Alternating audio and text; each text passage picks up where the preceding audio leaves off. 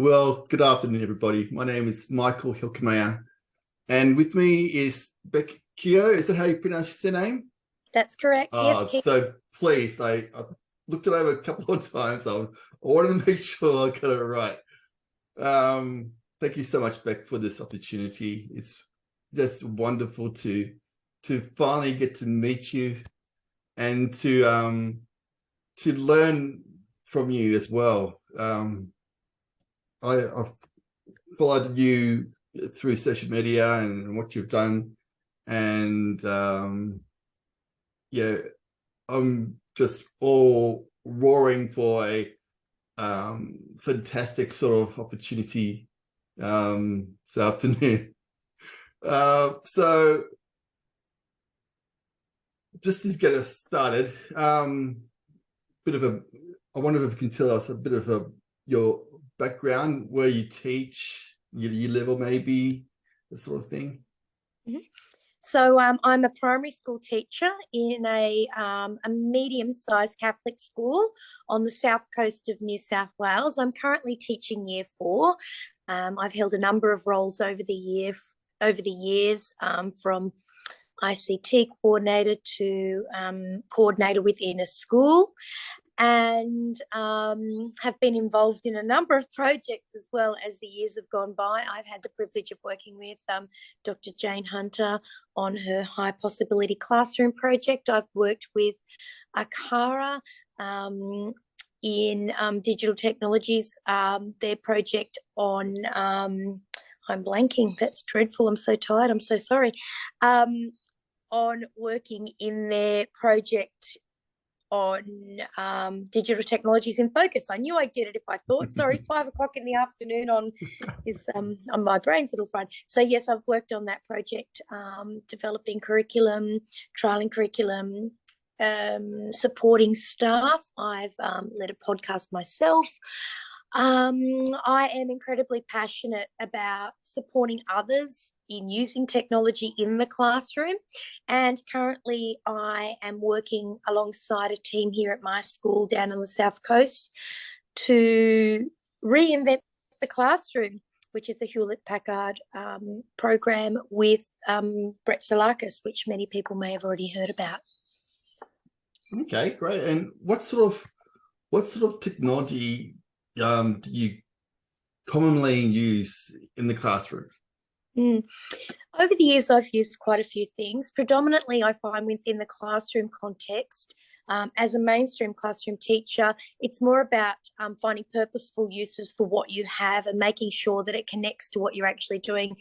I like to ensure that technology isn't just an add-on, that whatever I use it for, it has purpose. So, for example, at the moment in my classroom, I am teaching my Year 4 students about how to use Google and the tools within the Google suite to access a number of platforms. Specifically this week, we've been looking at the power of Google Forms and how we can use that as a way of collecting data and information from ourselves and for others in a purposeful way. Okay, great. Could you perhaps, what sort of examples could you provide of really effectively integrating technology in a particular context, and what was the impact that you've found that it had on student learning? Excellent. Yeah, great question. Done a few projects in alignment with what you're talking about. I'll speak to two, so sort of two different contexts. So in the early years framework here, I have used BBots to talk about positional language. So for example, having children program BBots on a mat to move around a local community. So they would plot out where certain things are within our community, and then we create little roads. They might then program and talk with their robot about taking 2 steps forward, and then they'd have to program their BBot to do that and record that using symbols and words, depending upon where they're at. So looking at bringing that in alignment with our history curriculum here in New South Wales, where the younger children are exploring their own community and using the BBOTs contextually to look at that kind of early programming language or input and output, explaining that the children are putting information into the BBOT and therefore it is giving the output by moving. So I guess it's that purposeful integration beginning from the get-go. A second example I can give you is we ran a project which lasted a term where, and this was in a year 6 context, so again, I guess a different mindset on how you can use technology. We ran a project where students were tasked with considering housing issues in the future. We explored a variety of places around the world, so the students had to become an expert in a particular biome or habitat.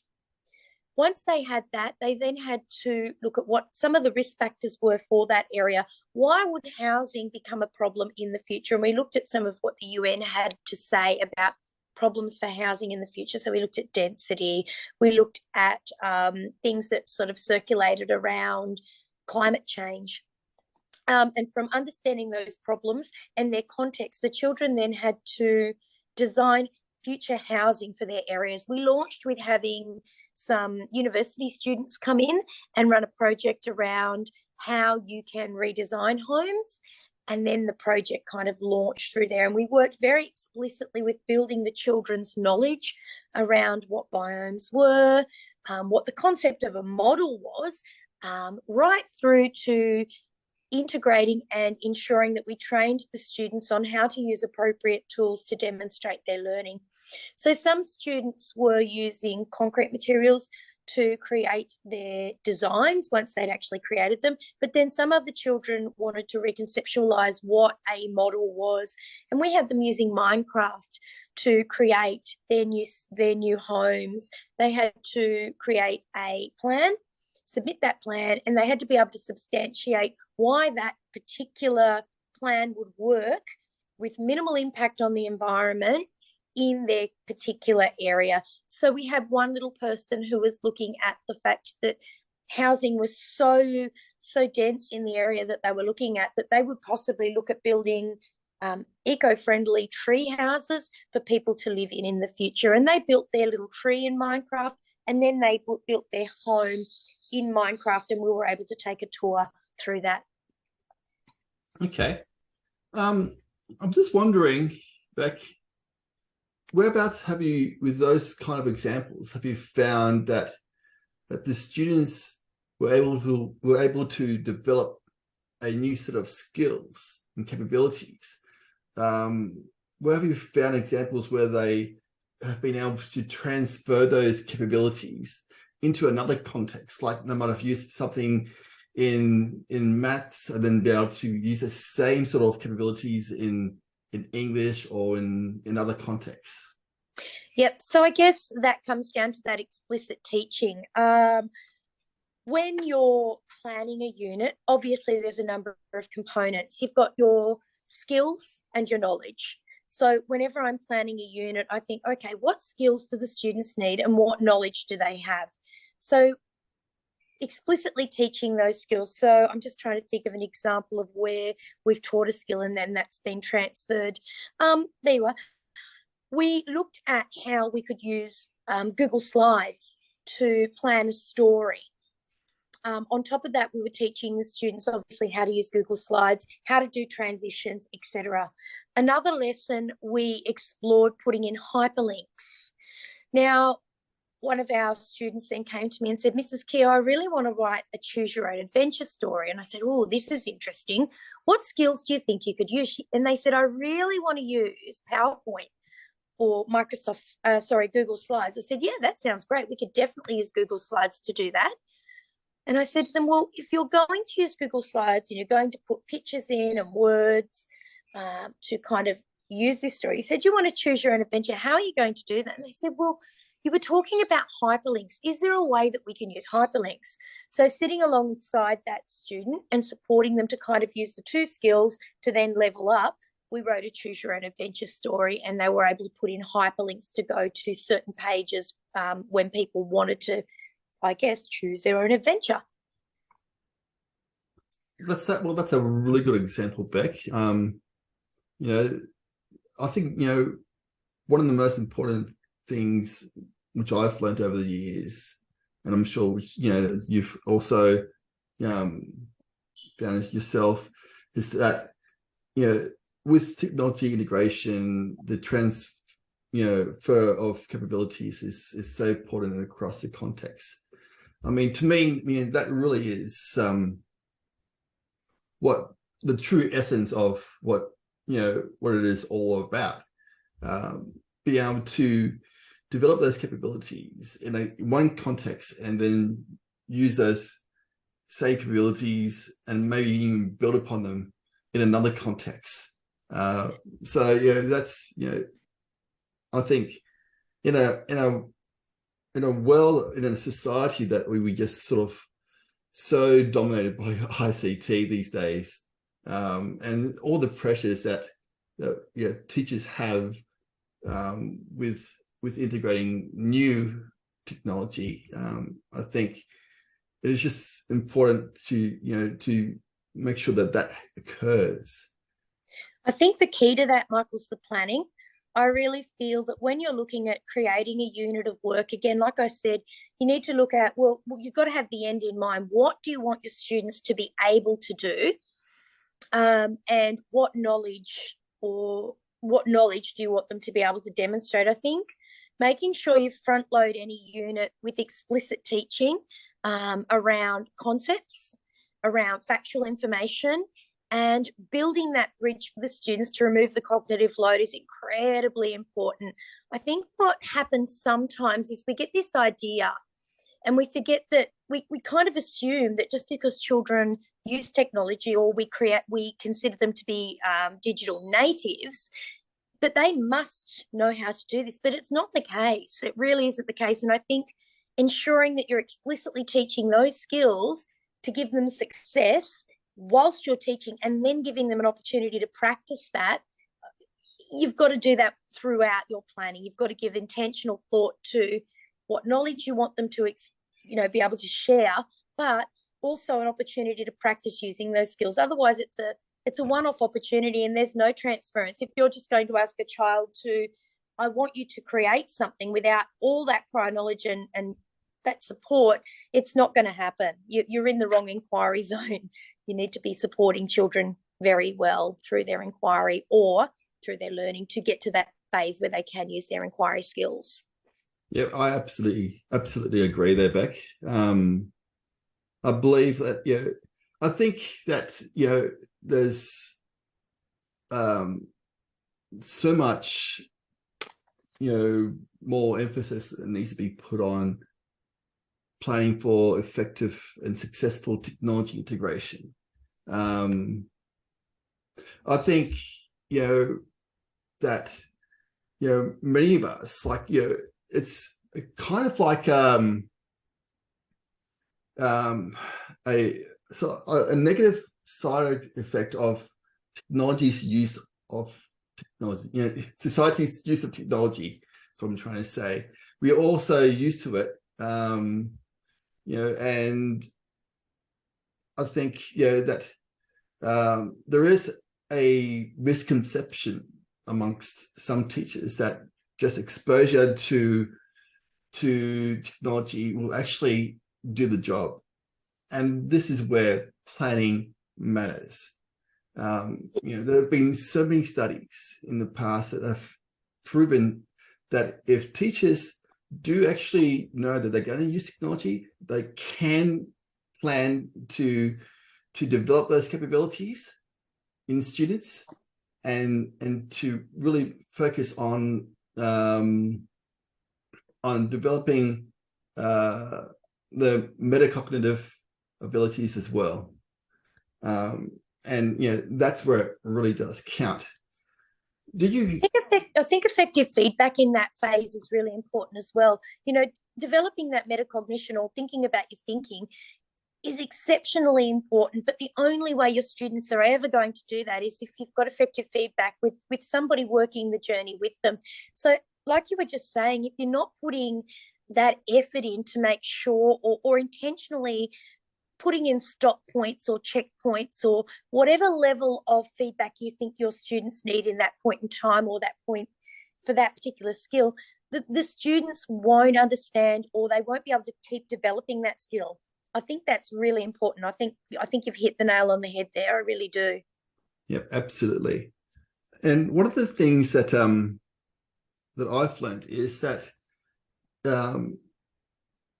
particularly with capabilities in teachers planning, that it's important that that they do consider the current level of capability.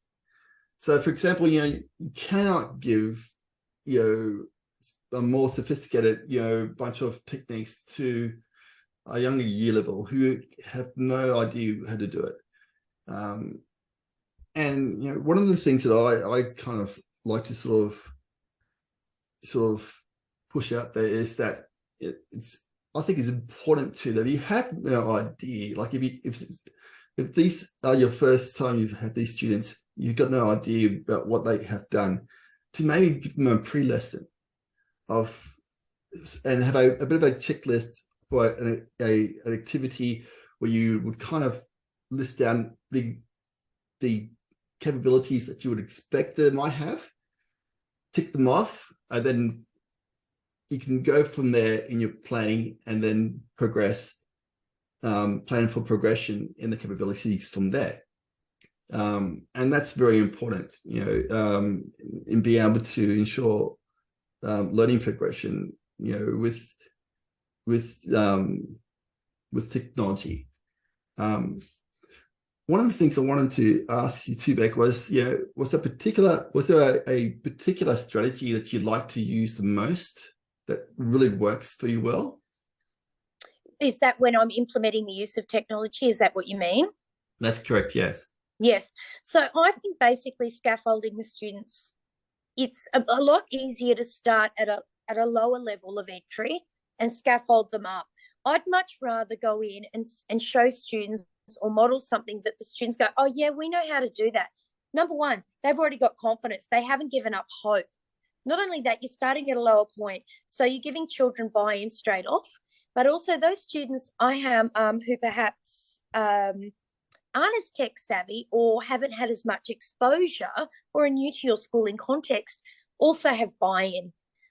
You're starting at an entry point. I think the other thing then is you need to then scaffold up and start to build on those skills. So start where you know they've definitely got the skills and then build up from there.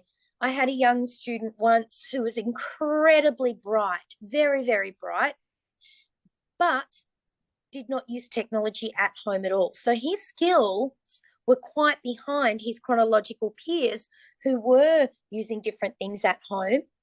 And therefore, I needed to give him, equal opportunity to be able to build his skill set. So I did have to take the lesson back a few steps before we went forward. And sometimes you'll walk in thinking that you know what kids know, and you're wrong. And sometimes you have to take 2 steps back or 2 steps to the left to make sure that all the students can have access to what it is that you're demonstrating or offering. One thing I think, or one point or one place I find that in particular is with coding. When you're explicitly teaching children how to code, a lot of people assume that most children should be able to do block coding, but some kids just can't. And you actually have to take them that step back, and you actually, again, have to go back to that simple use of symbols on a whiteboard. You have to explain this idea of what all these things are. Whilst the rest of the class may be very confident and capable of putting the scratch coding together, some other students may need to take that step back and go back to actually looking at what happens when I ask something to do something. And it might even be something as rudimentary as going back to a lesson whereby it's an unplugged lesson and you're pretending to be the robot. The good old Vegemite sandwich lesson, or the tell the teacher what to do lesson. And all of a sudden they start to realize that actually what I'm putting into this device is incredibly important. The choices I'm making and the the instructions I'm giving this really determine the output that it's going to give me. So sometimes you do have to do that left step, right step, back step in order to give access to elements such as coding. Yeah, that's a very good point, Beck. That's a very good point. I'm also wondering too, look, there's today there is,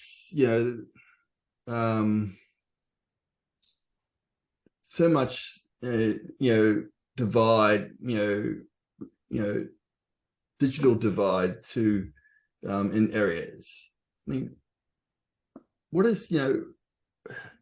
some ways that you think, that teachers can sort of help bridge that gap?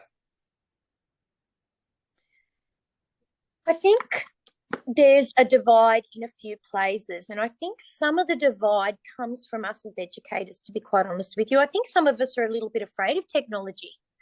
I think that some of us are a little bit afraid to implement it or use it.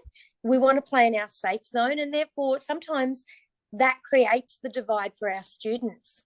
I think that there's also, you've got your socioeconomic divide that you can talk about as well. But I think being mindful of where your students are and what they need, we can kind of start to bridge those gaps. Obviously, we can't, unless you've got the whole where you take a device home situation and you provide that scaffolding and support. Some families may never have, or some children may never have that opportunity to bridge those gaps, or that, I guess, close that divide. I feel that school is a place that can really make a difference if we're providing opportunities.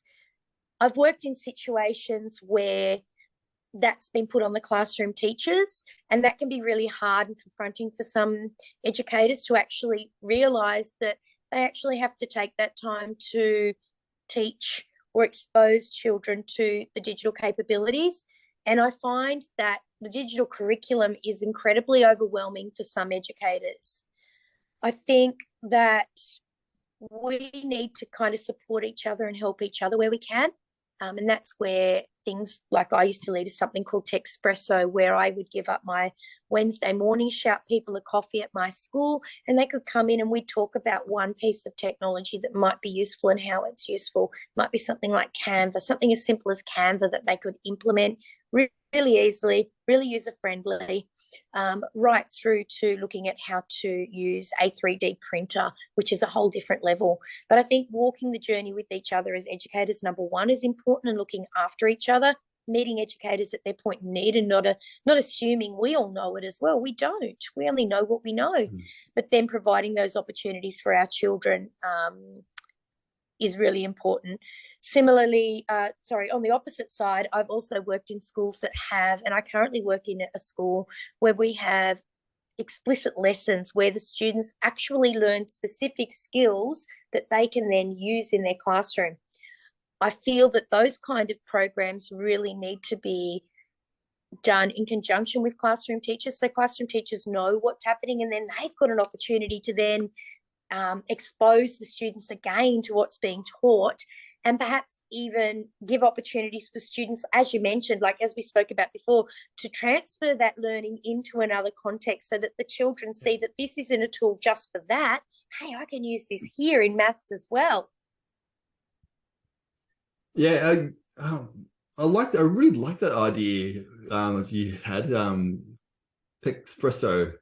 That's I think that's just such a wonderful idea. Do you find that there was a particular technology tool that you always sort of fell back on the most? I think it depended upon what we needed at that point in time.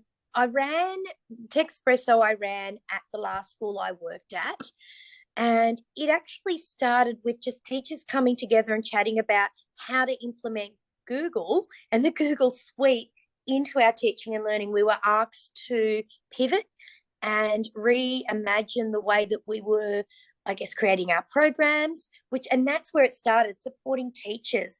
From there, as I became involved in the Digital Technologies in Focus project, I rehashed the idea and started to introduce new concepts and new ideas. That also involved going in and modelling lessons with teachers or beside teachers or helping them with their programs. Rather than asking teachers to rewrite a program, I'd look at what they had and I'd say, how about I come and show you how you can bring this little bit of technology in to teach what you're currently teaching? And that's where that Bebop lesson came from. A teacher was already teaching a lesson on history.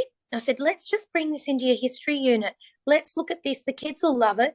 They'll be practicing, positional language, which they're doing in kindergarten anyway. They're looking at up, they're looking at down, they're looking at below, they're looking at beside. So we're reinforcing all that positional language from their mathematics, but we're also bringing in the history aspect. So let's print off a picture of the church. Let's print off a picture of the courthouse. All those things that are within our walking area, let's put them on the map. And let's get the kids to actually drive the robots or control or give input to receive output. And it worked a treat. The kids absolutely loved it. Oh, that's But, great. I just think it's about, as I said, meeting teachers at their point in need. Texpresso built a little bit after that. COVID hit. Good old COVID, another good old COVID story, that old chestnut.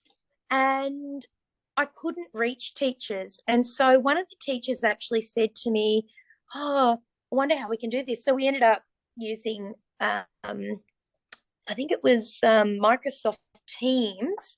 We initially started with Zoom and then we went to Microsoft Teams, which then opened up a whole different idea. Hey, why do I need to talk to people about technology? And I started inviting other experts in. So I would have other experts come in. I had Gareth Wigg come in. He ran a session. Mel Hughes ran a session.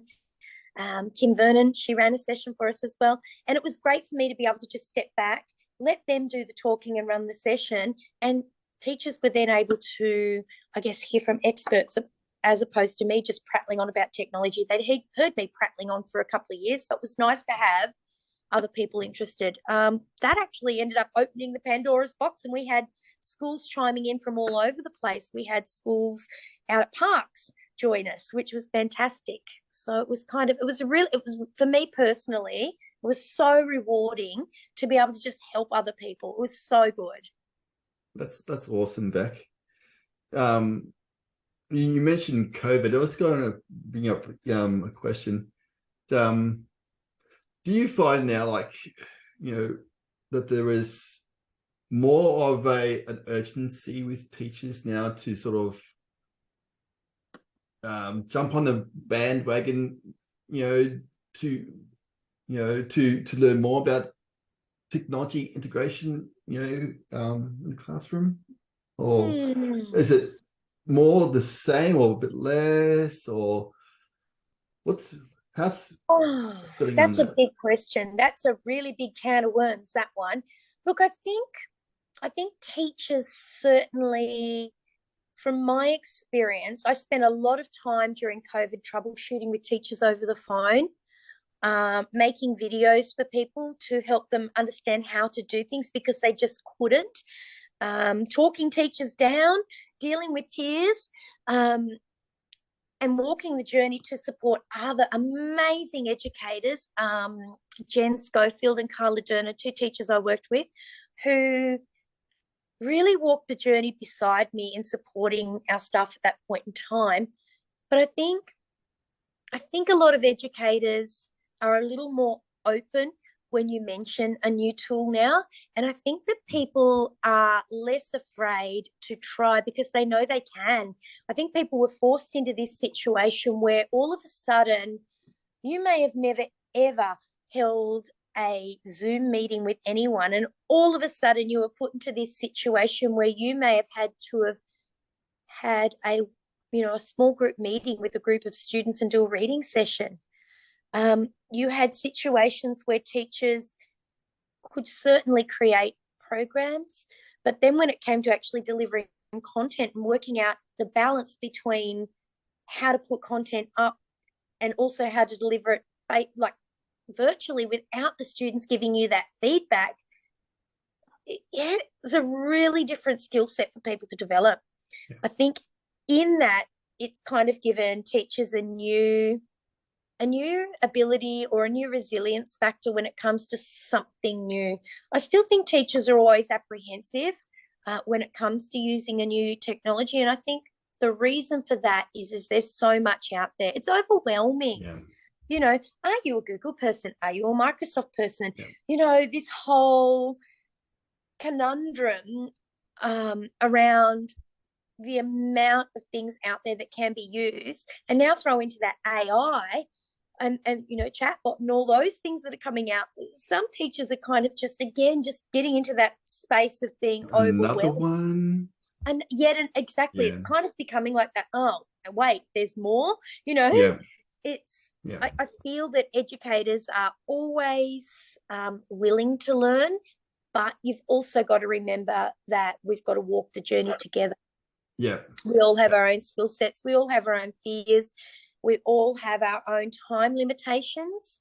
And so, you know, you've got to be really mindful of what people need whenever you're introducing or considering technology.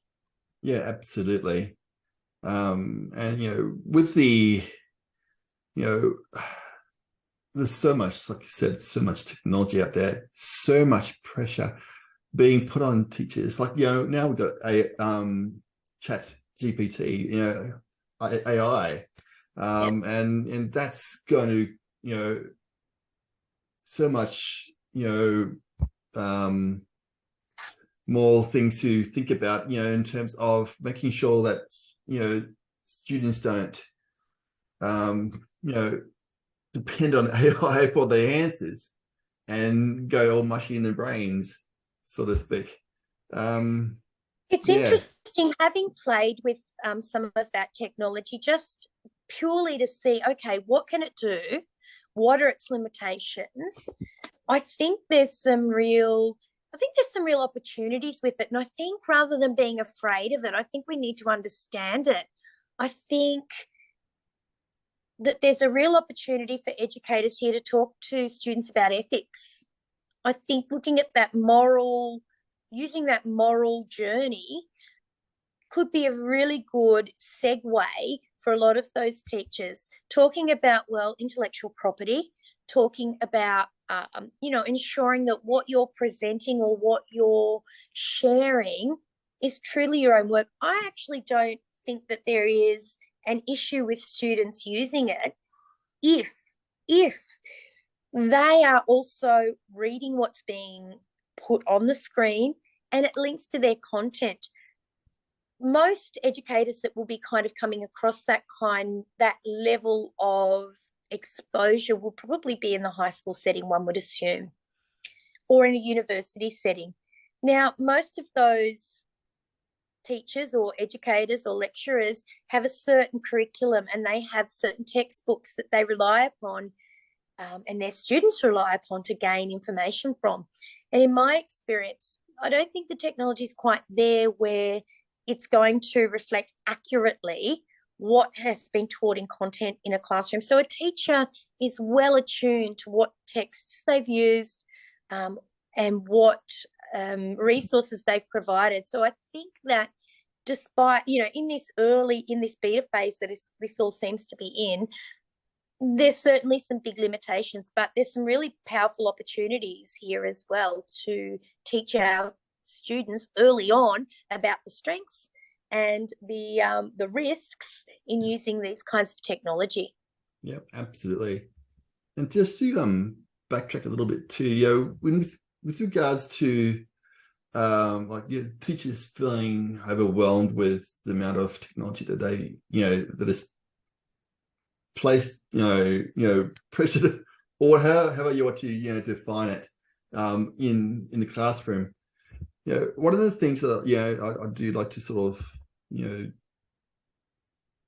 get out there as well is that when it comes to technology integration, like if you are, you know, a beginner teacher, or, you know, no matter what level of, you know, expertise you might have, I think one of the best ways, I think, to really just focus on being able to successfully integrate technology in meaningful and in purposeful context is to, first of all, just, you know, pick a context that you know, then find an area in that context where you know that the students have difficulty learning, then go and find technology.